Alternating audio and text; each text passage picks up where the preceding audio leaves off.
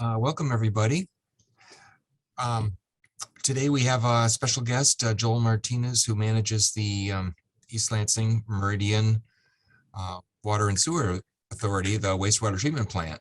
And we've been talking a lot about water issues over the last few years. And thanks for joining us, Joel. Very much for having me. Hi, everybody. These are fairly informal conversations, but why don't we kick things off, Joel, if you just want to tell us a little bit about what you do, and we can sort of let the people's interests dictate what we chat about. Sure. That's okay? Yeah, that's fine. Yeah, like you said, my name is Joel Martinez. I work at the East Lansing-Meridian Water and Sewer Authority, which is located on Bircham Avenue, just east of Park Lake in Meridian Township, pretty much on the dividing line between East Lansing and Meridian. And we are the drinking water treatment plant for the three cities that make up our area: East Lansing, Okemos, and Hazlet. We are a lime softening water plant. So we do full treatment, disinfection, fluoridation, and softening of the water. We pull our water from 29 different ground wells located throughout the two communities, three cities. And these wells are, range anywhere from 300 feet deep to 500 feet deep, and with the largest one pumping over 1.8 million gallons per day. We are a 15 million gallon water treatment plant. Our highest day ever was actually 12.3 million gallons processed. That was in the summer of '01. We usually average about 5 million gallons a day that we process for drinking throughout the year. In the summertime, our averages are a little under 5 million, down into the low fours, or excuse me, the wintertime. And that's sort of our base level, what we've determined is needed for just living throughout the community. That's your showering, your drinking, your doing dishes, things like that. In the summertime, we do get up to those higher amounts, anywhere from 8 to 10 million gallons per day. And that is pretty much constituted for that additional is for lawn watering. Is what that comes down to. So we take our water from those 29 wells, and it comes through a series of raw collector mains to the water treatment plant, where we first do a initial pre-dose of sodium hypochlorite or bleach as a disinfectant. We add lime in the form of quicklime, calcium oxide, to the water, which raises the pH to a level of about 11.3. And that allows for calcium and magnesium that is found naturally in that raw water, that groundwater, to precipitate out. So we have about 320 to 330 parts per million of hardness as it comes in. And by the time it makes it through our treatment process, we reduce the hardness of the water to anywhere from 90 to 110 parts per million. So we're removing about 2/3 of the hardness. And that allows us to, one, provide an aesthetic benefit to the citizens, but it also provides for great pipe stability, where we are slightly depositing on those water pipes that go throughout the system, which mitigates any lead and copper issues. We do lead and copper testing on an annual basis. And of the 64 samples we did this year, I think only 2 had a detectable lead level, and both were about 1 part per million, which is 1/15 of the action level for lead in drinking water. East Lansing, who actually does have lead pipes, we actually did not get a single detect on the 32 samples. It's actually 64 samples. You take 2 for each home in any of those communities. So the softening process works very well to provide a both aesthetically pleasing and stable water supply. Like I said, we disinfect with chlorine. We also use ammonia gas in the chlorine disinfection process, which forms chloramines, which is a different type of disinfectant which lasts longer throughout the system. It's not as strong as a free chlorine like what you would have in a pool or a hot tub, but it lasts a lot longer in the system and doesn't give you any taste and odor concerns. It doesn't give you that chlorine-y taste out of your tap water. We also add fluoride to the water for dental health. We have natural fluoride deposits in our wells, which get us to about 0.5 parts per million naturally in the water, groundwater. And we had just a little bit a day, about 10 gallons a day to our 5 million gallons, to get us up to about 0.7 parts per million, which is the American Dental Association and American Water Works Association recommended level of fluoride in drinking water. We filter the water to get it almost completely clear. It's a nephelometric turbidity unit is what we use to measure turbidity, and we get that to almost a 0 level. So the water is free of any visible impurities when it leaves the water plant. We then send the water out to a series of 5 water towers and 1 ground storage tank located in East Lansing. And those water towers provide an even pressure throughout the system. That's what keeps your water pressure from swaying drastically. If we didn't have those water towers, you would be able to tell when we turned on large pumps within the water plant. But those water towers provide a great buffer to keep an even pressure throughout the system. Sort of just a general overview of how the water plant works. If anybody has some questions on any of those, or any water questions on protection of wellheads or anything like that, please feel free to ask. John, feel I'm free. curious, how many pollutants or toxins do you test for? And also, are there, I assume most of them are federal requirements, but are there any state-specific requirements, and is there any city or township-specific requirements for testing, whatever? All requirements come from the EPA originally. And Michigan does have primacy over EPA if they want to enact more strict regulations. So of all the testing that we do, the only one that is actually stricter than EPA regulation is for lead and copper. Michigan's rule after the Flint issue became more stringent than the EPA's law. The EPA's law will, in 25, become as strict as Michigan's. Currently, it is not. But we do a wide array of testing. We test for volatile organic compounds, total organic compounds, trihalomethanes and haloacetic acids, which are disinfection byproducts. Organic matter that is found in the raw water, when you disinfect it, actually creates a carcinogen called a disinfection byproduct, which is those trihalomethanes. We test for those on a regular basis, and all of our levels are always well under regulatory limits. Really, with any not even being close to regulatory limits. There are no specific city or township regulations or requirements, though, that we do extra. I got a couple of questions. First of all, the calcium and magnesium precipitates that you get, what do you do with those? And the second question relates to what John just asked about. Anything with forever chemicals, either ongoing or in the future?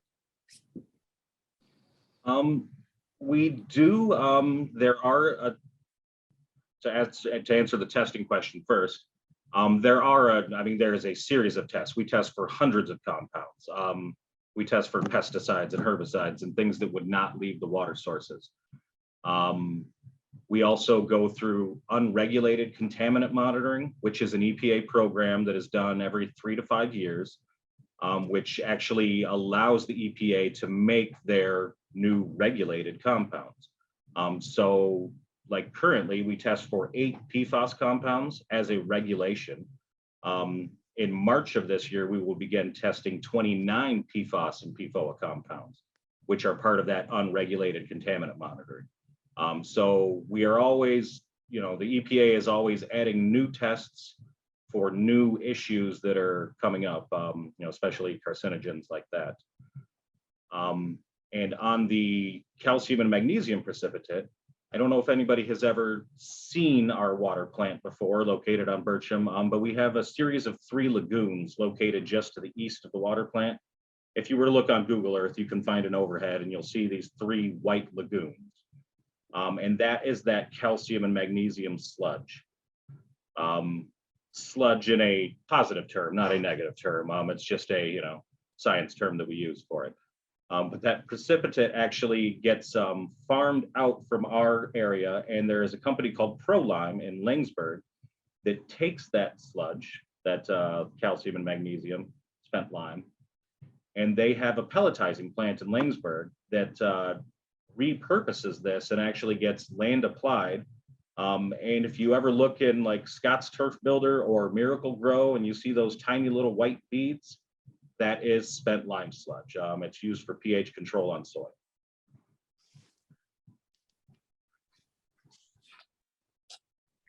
So we generate about 15,000 cubic yards of that sludge every year, and that's what we have on a yearly basis removed. Our ponds actually hold, we can hold about 150,000 cubic yards of it, but we remove pretty much what we use every year. I walk by the plant almost daily, and a while back, I noticed the pond that's closest to the plant, all the water was taken out and there was a lot of digging. And I was wondering what was going on there. We are actually in the process of adding a closed cycle backwash system. Currently, the way we have our lagoons set up, the water that we backwash our filters with to clean the filters after they've run long enough, similar to backwashing a pool filter, just on a much larger scale, goes out to those ponds, and then we pump that water back into the headworks of the plant, recycling. So essentially, we're not wasting any of that water. But because of that, we are treated by the state of Michigan as a groundwater plant under the influence of surface water, which leads to a whole series of extra regulations that we have to follow. And those regulations are put in place because surface water lends itself to the potential for bacterial and viral influence to the plant, Giardia, Cryptosporidium. By building that closed cycle backwash system, we will be able to backwash our filters into an enclosed tank and bring that water back in to the plant, no longer under the influence of surface water. So one, it helps the plant by saving on a lot of regulations, but it also, the real benefit is the benefit to the citizens, and that it's an extra layer of defense against Cryptosporidium, Giardia, other bacteria. So that pond was actually pumped out so that tank could be put into the corner of it. That pond will eventually, we're going to remove that from the lime sludge cycle, and we're just going to use that as an overflow pond, essentially, if there were any backups or pump failures within that closed cycle system.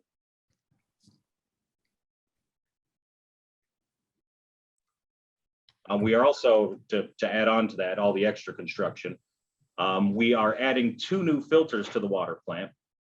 Our 15 million gallon a day limit that we are set for, it's our rated capacity, is due to the fact that each filter can pump 3.75 million gallons per day through it.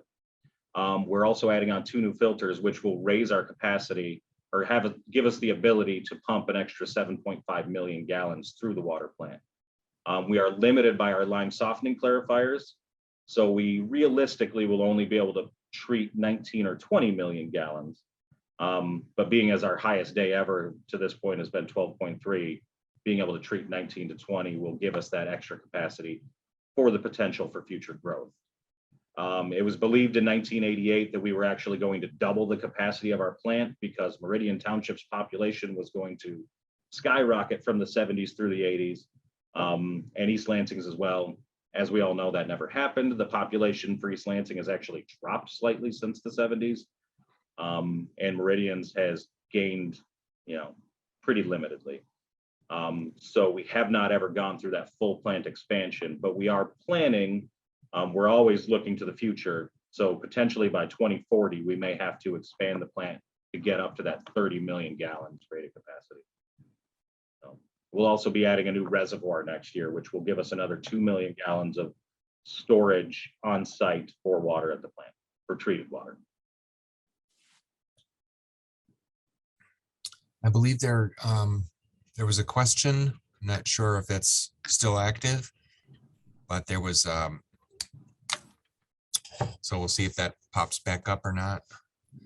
Someone mentioned in the chat, energy use. There's a lot of energy, obviously, that goes into all those pumps and processes. Is that something that you deal with, Joel? Yeah, we are a relatively high energy user due to the fact of running all of the pumps within this plant. We, have gone through environmental engineering studies to reduce our energy use as much as possible. We have put variable frequency drives on almost all of our pumps located in the plant, because we have, filter pumps and intake pumps and high service pumps, which distribute the water throughout the plant or throughout the communities.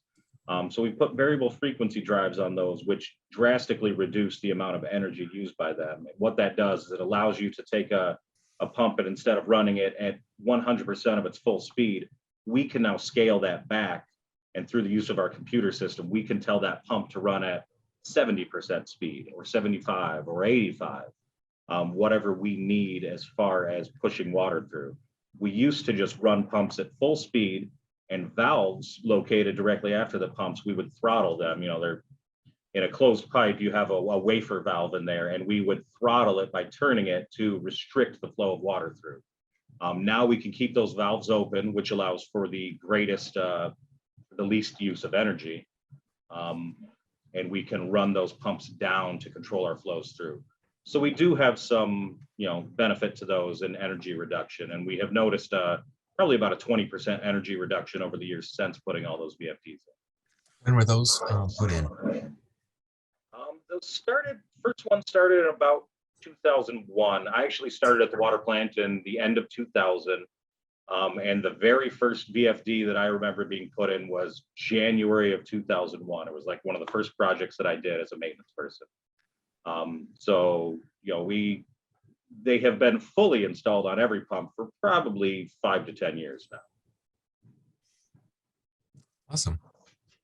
But on a small scale, we do, we've switched everything to LED lighting, light sensors when you walk into rooms, but when you are running multiple 200 horsepower motors, small changes like that are very minuscule to the overall energy use of the water plant.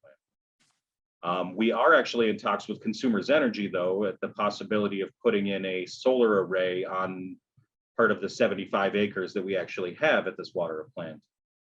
John, you mentioned walking on that path. As you go to Okemos Road, we own pretty much all the way, if you're walking towards Okemos Road, all the way to that one, the one marshy, almost kind of looks like a lake, but it's only about 2 feet deep of water. We own all the way to that area, and then from that point all the way out to Raby Road. So we do have a 75-acre area. Consumers has talked about putting in a multi-acre solar array on. So hopefully that'll happen in the future. Hey, Sam had a question. And there's a question in the chat as well, but go ahead, Sam.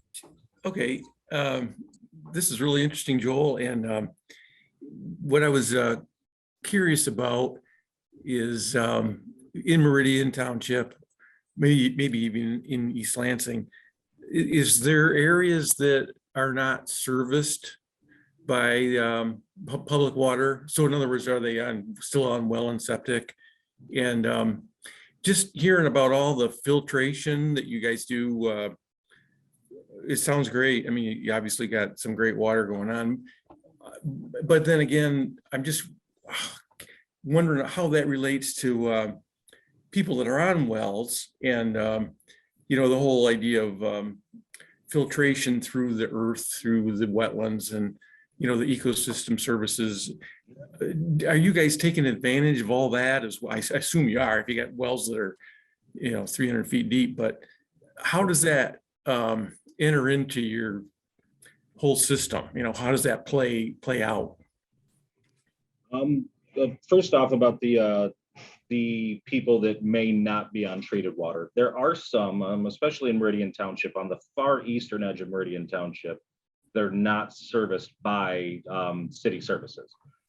I think it's just a little east of Cornell is pretty much the dividing line of where, water and sewer stop.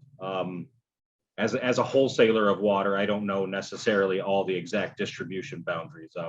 We send the water to the two communities, and then they each have, Meridian Township and East Lansing, have their own distribution crews that we work closely with, but I don't know the exact limits of everybody's distribution system. So there are people on wells in Meridian Township, I know specifically. I don't know about East Lansing anymore. I think East Lansing might be completely on city water. But there are people on wells in Meridian, and they are allowed to stay on wells if they choose. And then, that's essentially their choice. And then to answer the question about the natural filtration, you do get wonderful filtration through the ground. And there is nothing wrong with raw water from anybody who has a raw water well like that. All of the filtration that we do here is essentially to filter out anything that we have added. The water that we bring in is actually pretty good, other than it's really high hardness. So we're adding all this lime slurry. We're adding ferric chloride as a coagulant. And these things, trace amounts of that, carry over the clarifiers and make it to the filters. So that's actually what we're filtering out. The amount that we're filtering that's coming from the ground is very minimal. But the ground does an amazing job of filtering out a lot of things that would be naturally occurring. One of the issues, though, is that over time you have, the potential for spills, chemical spills, gasoline spills, oil spills that do over time make their way down into the aquifers. And that's something that, us having such a great aquifer system in the state of Michigan is really helpful. There's things called aquicludes, which are hard clay layers, that exist 100 feet, 200 feet down in different layers that the wells penetrate through that we pull from. But things that get into the ground or onto the ground, it takes many, many years for them to eventually get down to those aquifers that we pull from. Our wells all come from bedrock. We are very deep. There's no soil or gravel wells like that, which is what your typical home well would be, which would be about 100 feet deep. Those just get down into sand and gravel layers. We pull all the way from bedrock layers for our water.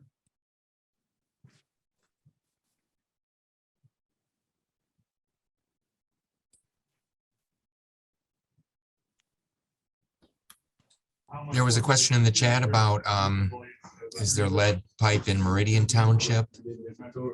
There are no known lead services in Meridian Township. And when I say no known, that means, there could be the potential, but as far as Meridian Township is concerned, there are 0 lead services.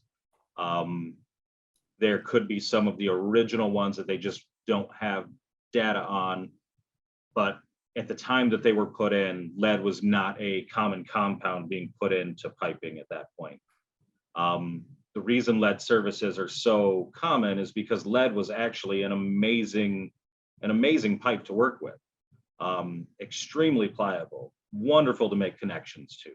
If your piping points were off by just the tiniest little bit, you just bend the pipe right up to it. We put goosenecks in pipes as they come out of water mains to people's homes. And those goosenecks were made out of lead, and that allows, it keeps from water hammer happening. Again, that fluctuation of pressure in your house. So lead goosenecks were extremely easy to put into place, and were commonly used. Large cities obviously have many lead service lines because it was just an easy material to use. But in Meridian Township, there are no lead services, and in any of the testing that I have ever done, have no reason to believe that there would be. You. This has been extremely informative. I really appreciate. Joel just got our request yesterday and responded very quickly. Joel, thank you, with little preparation. I understand you occasionally do tours. Is that something that would be open to a group? folks? Yes, we do group tours. We do many tours for schools, anywhere from, second and third graders all the way up to PhD students for engineering and chemistry. We actually have some PhD students from Michigan State coming in today to do some work on some of their thesis programs that they are working on for their environmental science programs. But yes, we do public tours as well. We try to do them to groups. We just feel that that's a little safer. In the post 9/11 world, we kind of shut all that stuff down because we used to, we were an open facility. We had open gates, open doors. If you wanted to come in and look around, you could. We're a public government facility. But for a group like this, where we know we have a tie to Meridian Township, we would be more than welcoming to a group like yours if anybody was interested in coming in to do a plant tour. Great. Well, I don't want you to feel like you have to stay for the whole session here. It looks like we got a couple more. Got another question or two, one in the chat and one on the screen. Hey, if I could, I really appreciate this overview.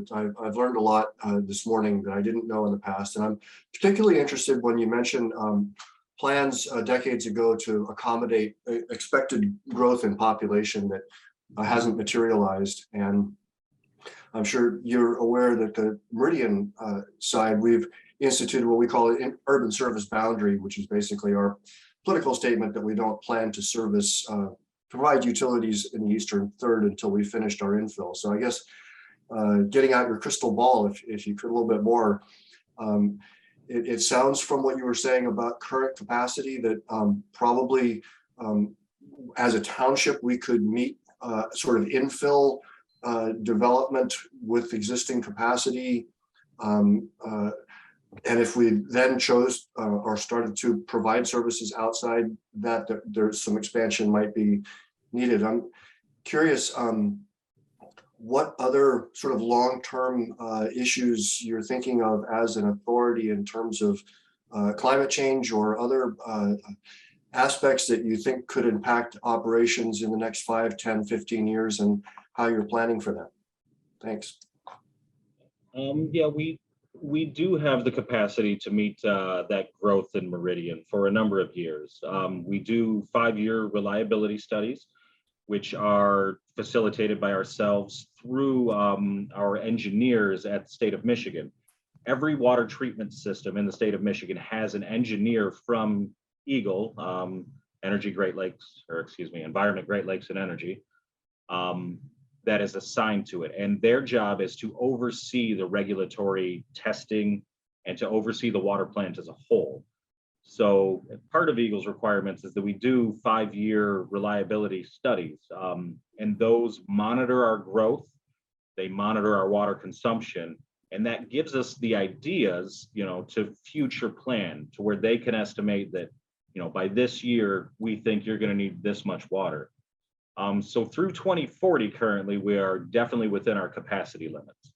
Our next reliability study will be coming up in 2025, and that will start to project from 2040 to 2045. But as with anything, these things can change. And you mentioned climate change. Our water use at this facility from 1988 until now has stayed almost flatlined. We have not treated any more water within, 100 million gallons a year or any less water since then. We do have population growth. So it's my opinion that a lot of that is mitigated by the fact that we have, low flow shower heads and low flow toilets, and lawn watering systems have now gotten better to where, we have somebody who lives in the community here that their watering system won't turn on if it thinks it's going to rain in the next day or so. So there has been, water savings in that sense, which pretty much have offset any growth that we've had so far. But yeah, climate change is something that we are constantly, worried about and looking to in the future. especially as water systems out west become, more drought ridden. We have a great water source here with the Great Lakes, and the Saginaw Valley Aquifer is one of the fastest recharging aquifers that we pull from in the world. So our water source is very good and should be protected for many years. But as the rest of the country becomes an issue, that could obviously affect us. If people start needing water out west, what if someday somebody says, well, hey, there's an amazing source of water right there. So these are all things that we are, looking forward to, in the future.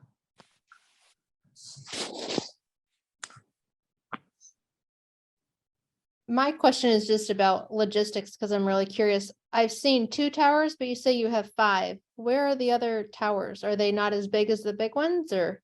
In Meridian Township, there are 2 towers. There's one on Newton Road at Saginaw Highway. And then the one in the south end of Meridian is on Fox Hollow. It's down by like the Okemos and Jolly intersection there. The other 3 water towers that we have in our system, because again, we're a joint system, are in East Lansing. There's one over by the Eastwood Town Center. There's one in Patriarch Park, and there is one in the Shaw Estates subdivision. Okay. And I guess I should have said in the beginning that in 1972, East Lansing and Meridian came together to actually form a joint water authority. Previously, they each had their own separate water treatment systems, which were zeolite softening, which people would know as like the the standard home water softener. We're using salt to exchange ions. All of the tiny little beads in your water softener have a sodium ion from that salt attached to it. And when you run water through it, it says, oh, I'd rather have this calcium ion. And it removes that sodium ion from it and bonds the calcium ion to the bead, releasing the sodium ion into your water. So that's where, people say that softened water is sometimes not good to drink. We do not use that same softening process. That's a sodium ion exchange, which is what the 2 communities used to have. So our facility was built in 1973 is when we went into function. To provide water to the 2 communities. And it's a joint partnership. All of our funding is paid for by the communities on basis of percentage of water used. Thank you. There was a question about issues related to pesticides or fertilizer runoff. And I would just add maybe salt to that. Are those issues that you have to deal with or that you're aware of? No, the salt runoffs could be, an issue in these communities. Pesticide and fertilizer, we test a number of our wells for pesticides and fertilizers, and we also test our plant water, as it's treated, herbicides, pesticides, different fertilizers, and never have any detects. It's not to say that it couldn't happen, right? Because we talked about the amount of time it takes for those materials to make their way into the actual pumped groundwater. It's something we're constantly monitoring for and have not noticed yet, but it's not to say that it might not become an issue in the future. Like with the PFAS is something that nobody was looking for, nobody was testing for until the last few years. As future issues dictate, there may be different testing that we do, and we could find issues. But currently, nothing that we are testing for now shows any harmful issues.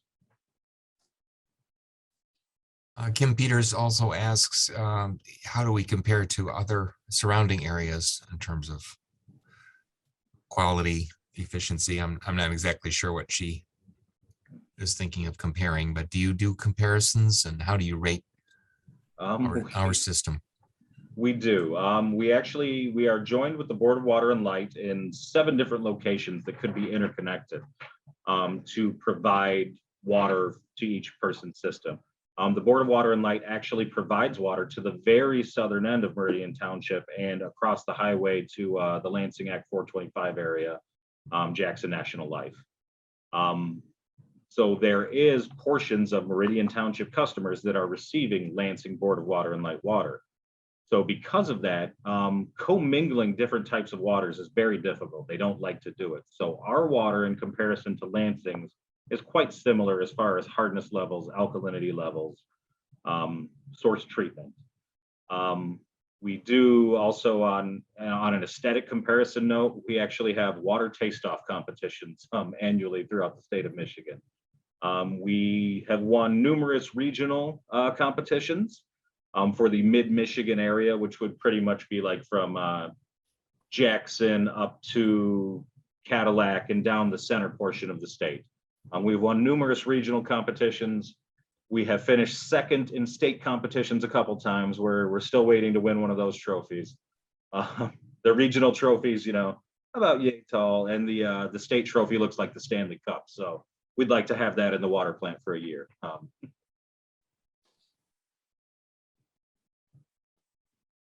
So then when you say that, like we went out to Cody, Wyoming this summer and we all could absolutely taste the water, just tasted so good. Does that mean that it's like spring water? Like if it tastes good, so if you're doing those water like, does that mean they're more, I don't know. How does water taste better? I guess the question. It's essentially the way your mouth perceives things. pH levels, hardness levels affect it greatly. A lot of smaller communities, you can actually taste the chlorine in the water because they have to extremely chlorinate their water because they're not treating it fully like we are. We can keep our chlorine levels very low. We're a quarter of what limited treatment systems would use for disinfectant levels because we've already removed a lot of the stuff in our pipes or in our incoming water, and our pipes, because of that stability, are very good in quality compared to smaller systems. But as far as like water taste and your mouth feel, a lot of it comes from the minerals that are in the water. Removing all the minerals in water actually makes it very astringent, dries your mouth. Like if you have a reverse osmosis system, you can actually taste the difference in the water. We have what is considered an alkaline water, which, people go, and it's actually kind of a fad right now, and a popular water that people are buying in stores. It's at a higher pH. People feel like it tastes better. And that's what we're actually sending out to you as the alkaline water that you would buy in the store. Certain regions, though, like you said, in Wyoming, it could just be the mineral composition from the water that they're pulling through wells or, their rivers that they may be pulling from that gives the water that better taste. Water taste has nothing to do with water safety. But, obviously people want a more pleasing, palatable water. Thank you. Mhm. What do you tell people who are thinking about putting in like filtration systems for their homes? It doesn't sound like it's that big of an issue in this community, but have any thoughts on that? It isn't. I live out in the country between Leslie and Mason myself, and have a ground well. And I would love to have our water treatment, our water here. It's far superior in taste. It has minimal buildup. You may get some, calcium depositing on shower fixtures and sink fixtures, things like that. But, completely minimum compared to what you would have with a no treatment or limited treatment system. When people talk to us about putting in filtration systems, obviously that is your own choice. I would never recommend them. I don't recommend them to people.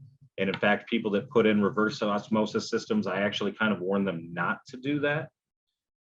Because if you put one in before your regular faucet, many faucets have brass compounds in them. That's, brass is a part of plumbing fixtures.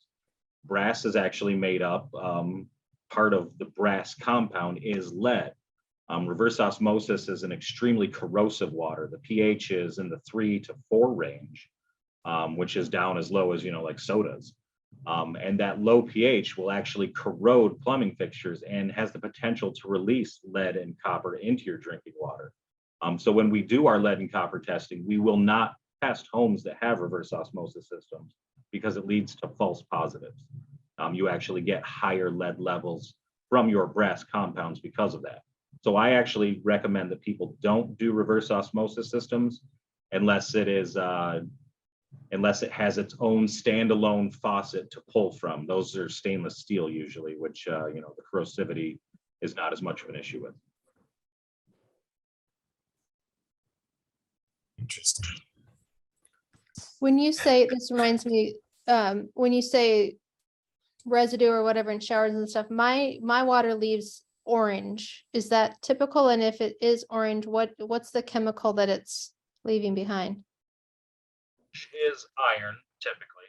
Iron, okay. We do remove about 70% of the naturally occurring iron. You know, iron is found in rocks, and when the water sits on those rocks, that iron leaches into the water.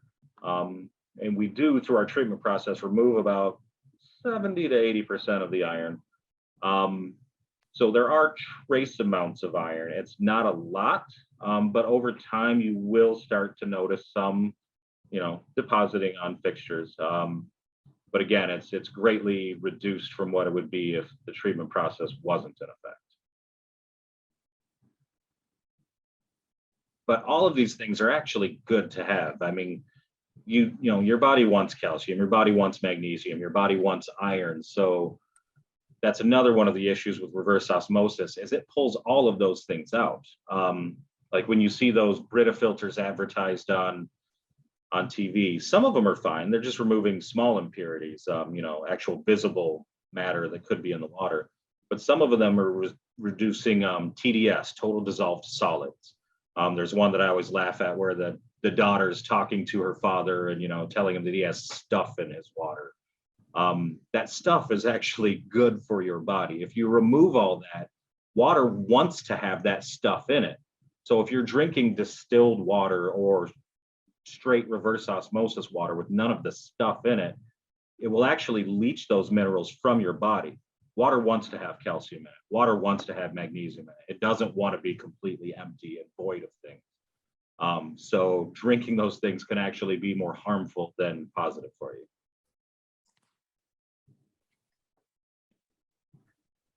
One of the things we've talked a lot about is plastic waste.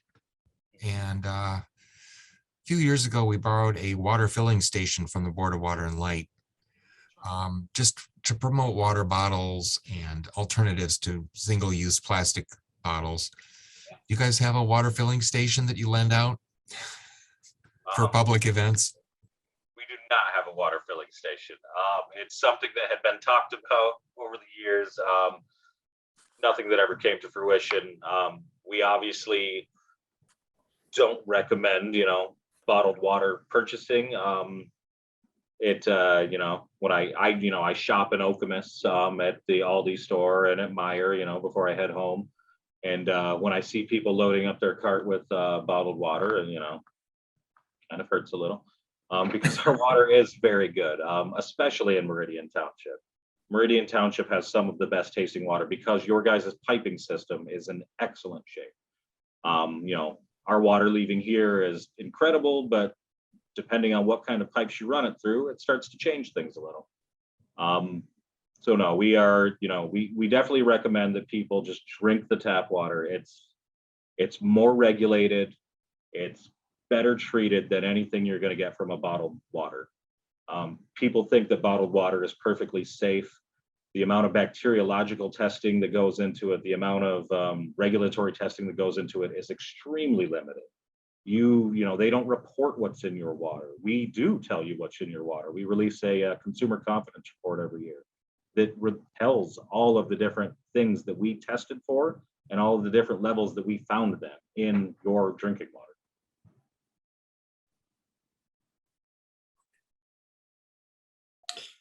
Is our larger aquifer in the state, that, and specifically here, are we impacted by some of the high volume draws, say from a Nestle plant that's actually bottling water?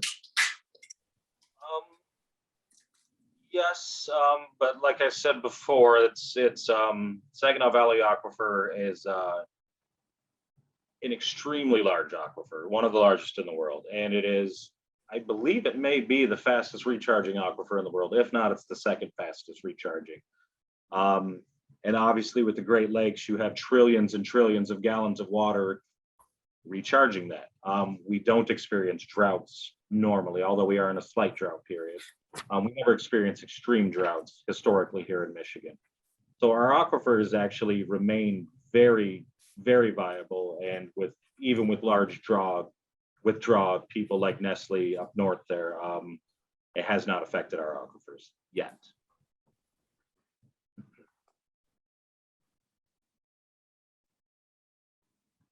Any other questions? This has, again, been super informative.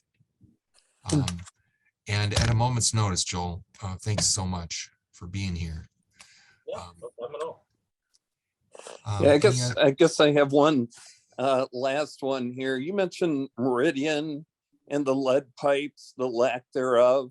What about the city of East Lansing? The city of East Lansing does have lead services. And when we say service, it's it's an EPA determination. Most of the lead services in East Lansing are galvanized piping with a small lead component, i.e. that gooseneck that I talked about earlier, or just even a small, a 3-inch lead fitting on the end of the galvanized before it connects to a copper gooseneck off the main. If you have galvanized piping, it is considered a lead service line.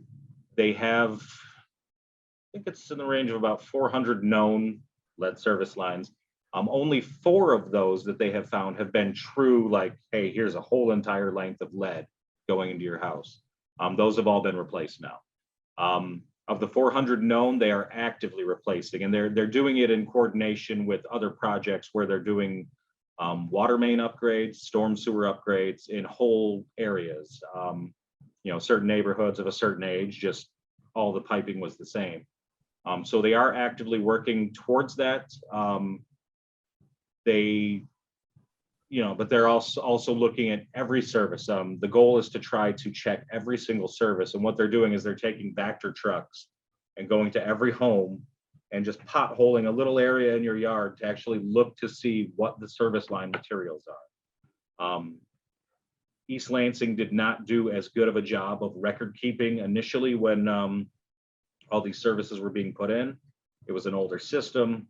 Nobody really thought anybody would care about this. They just kept plumbing away without keeping great records. Meridian kept impeccable records, and that's why we know what the service line for, I believe, every single house in Meridian Township is. Thanks. Any other questions or things on people's minds that they wanted to bring up for this for the last 10 minutes or so? I don't know if this is something you have any knowledge of, but I was just wondering how far along Lansing is with their sewer stormwater separation and also their replacement of lead service lines. Sewer stormwater separation, I don't know exactly on that.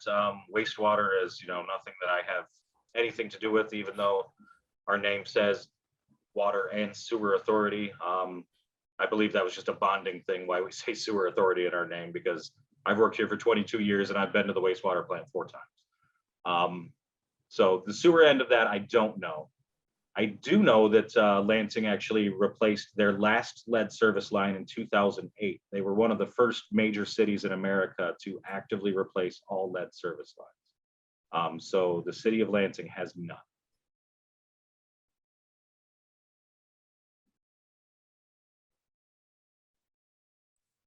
And to expand on Tom's question from earlier about East Lansing, people are informed, just so you know, as a point of, as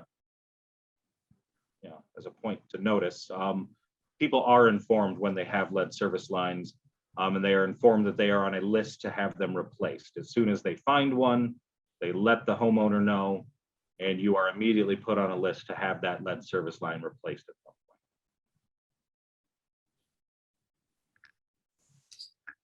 How Any does that other- work? Is that, when they talk about that and doing that in Flint, is that only outside of the home or is that inside the home too? I've never understood that part of it. It goes inside the home to your water meter.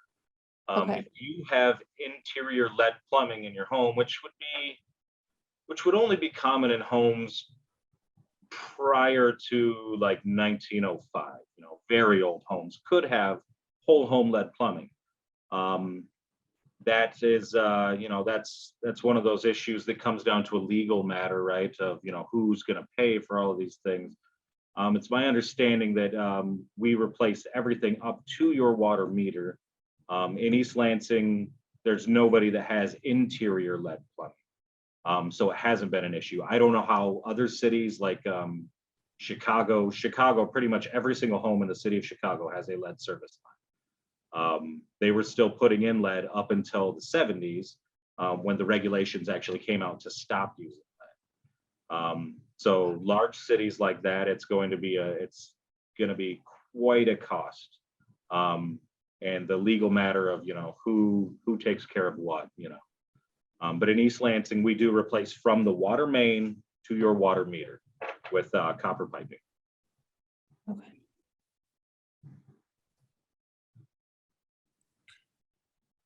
Awesome. Any other parting thoughts or words of wisdom before we sign off here?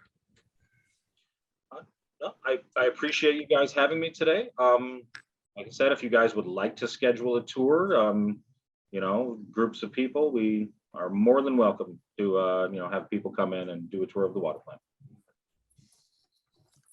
Great. Brian, did you have something? I just want to say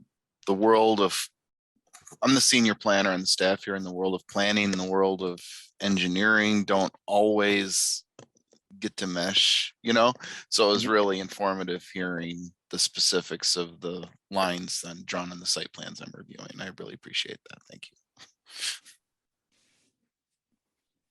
Thanks. I did have one additional question. I don't know if you would know this or not,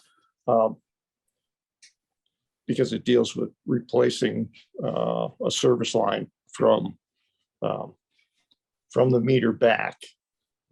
If that needs to be replaced, is that something a homeowner would be responsible for, or is that the utility? I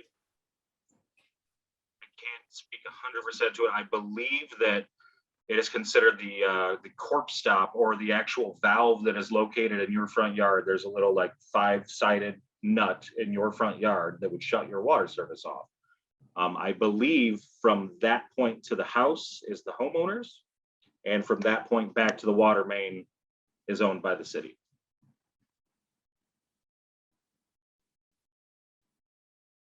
Great. Well, thanks everybody. And Joel, you're welcome to join us just for the informal dialogues that we have every week. If you can squeeze it in, love to have you back. And thanks for all the great questions, everybody. It's been informative. See you maybe next Wednesday. Thank you. Thank you very much. Yeah, and if Thank you you. wouldn't mind, if you could send me those invites when I'm available, I wouldn't mind stopping and to listen to what you guys are talking about. Fantastic. Thanks, everybody. Have a great week.